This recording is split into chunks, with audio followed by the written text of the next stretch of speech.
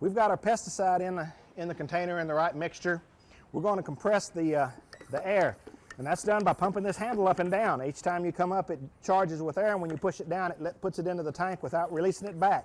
There's a one-way valve at the bottom of that pump assembly that allows the air to go in but not to come out. Now, when you reach the maximum pressure, we talked about the pressure relief valve a while ago.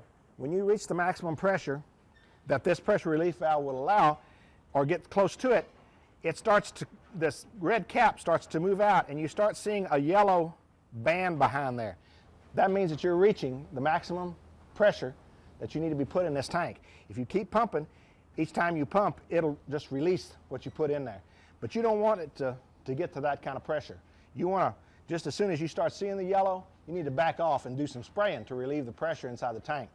Because having the tank highly pressurized is not the best thing. You just want to pressurize enough so that you're producing enough pressure to spray with. And once you get a uniform spray application going, well, that's all you need.